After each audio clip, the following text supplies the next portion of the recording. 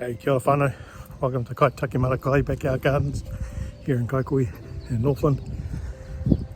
Food sustainability and security, helping whānau one household at a time. Get back into the art and joy of māra. I'm out here with Tony Henderson at our māra that we put down end of May, and we're now broad forking a new patch, which we'll have a show you around, and we'll just talk through what we're about to do. Click the like button, click the share button, and thanks for watching. So here we are. Those who've been following us will know what we've been doing here. And here is the lupins that we put in to hold that māra.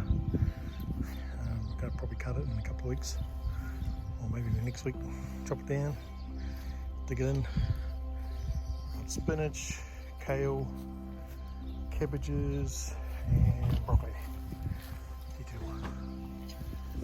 Lovely, so pretty awesome, really. We're going to we've sold some of our worm juice, 2 litre bottles for $5 to this whānau here, and it's concentrated, so they have to water it down. But they'll water it down a couple of times a week just to put the worm juice in. But here's what we're doing today. Broad forking this patch here, so it mirrors the other side. And we've got compost on here, so we're going to be putting that into the yeah.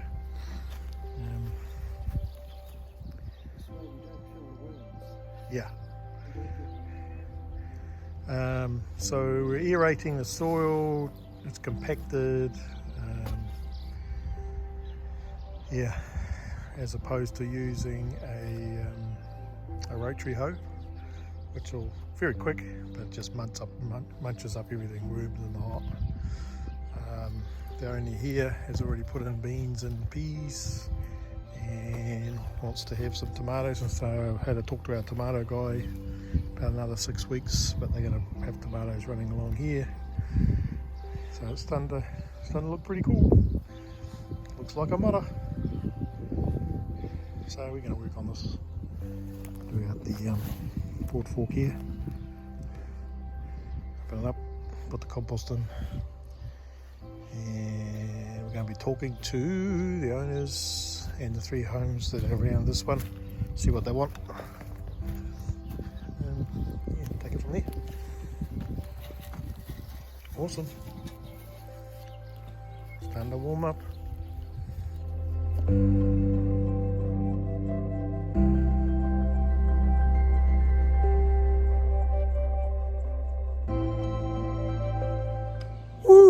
Kua pau te hau. Heka mā. Alright. Well, that exhausted me. And now we're just breaking up the soil. Let's have a look. Well, here we go. So we've broad forked it. We're just breaking up the bigger clumps now, just going through it, and we've got a couple of options.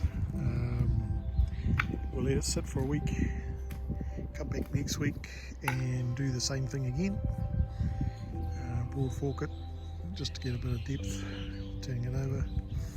So, or we could just add the compost in and chuck it, yeah, chips in, lime. So we're just thinking through another thing that could happen. See where the post is there? That post to that post is where she wants some tomato growing. But we could also put a post over here, and you could have some runner beans that go up. So there are lots of little options that can go. But we need to talk to the whānaus or the families that live here and see what they want to have. But options are, what are the options that we could plant here there, Tony? Courgettes, potatoes, kumara. A couple of rows of early potatoes like Swift or Rocket. Yep. Nice eating boiling whites. Put some spuds over there, maybe some Agri or Desiree. Yep. A bit longer run. And kind of on the edges, we could do some Sort of spring onions, stuff like that. So lots of options now that we've got to get the soil. But really, whānau, the big thing about having a, you know, look at that beautiful hua whenua, ne? Brassicas, cabbages and broccoli is soil preparation. The foundation is the soil. Whakapaipai te one, whakahokitia te mauri ki roto i te one. Nā waira ka pua mai, ka pua wai nā hua pai. So if you look after the soil, as you would have seen by the post I put up today, different things that we do to do that. Composting, doing this here, breaking it up, direct pouring in your food waste. You make channels and put it straight in. You could, as I say, we've got compost here, adding materials in just to increase it. E ki ai ngā kōrero ngai Māori e pāna ki te Māori ko te tai ingoa mo taua mea, te matangaro. Matangaro is the concept that's about Māori, because you can't actually see Māori, so they call it te matangaro, the unseen face. However, the evidence of the Māori is the state of your vegetables. They show that there's Māori in the soil. So, yeah, matangaro, te kupu mo te wiki nei o te reo. And now we're just putting some gypsum on. And how does this help the soil there, brother? help break it up. Yep.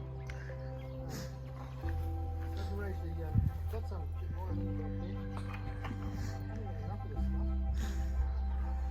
stuff. So when you say break it up, it's breaking up the soil there? Yeah, it works. It works mainly over winter, but it's good. Gets your calcium. You build your calcium up without raising your pH. Right. But we're going to raise the pH anyway.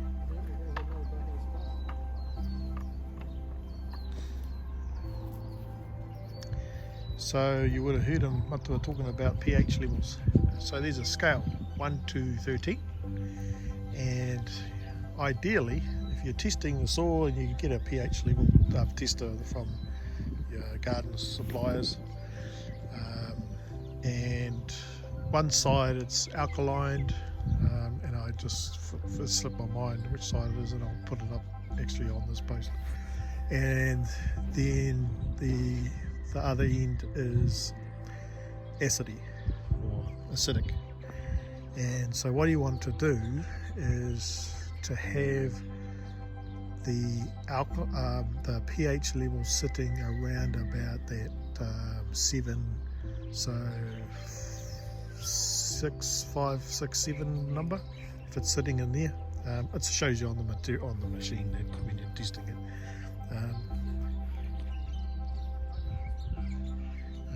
But you're wanting your soil to have it in that mid range, because different vegetables require different types. Some are like it a bit more alkaline, and some like it more acidy.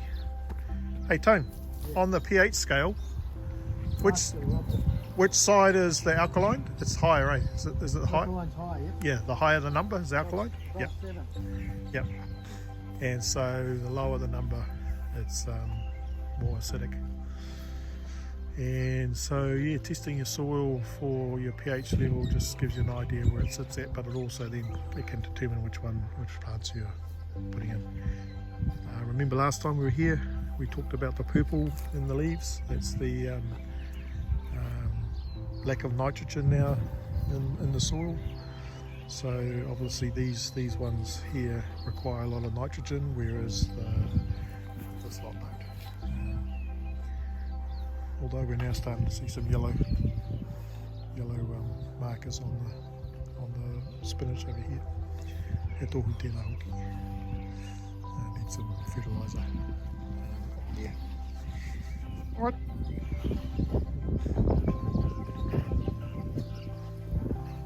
what's happening with us. Looking pretty good considering we started this back in May.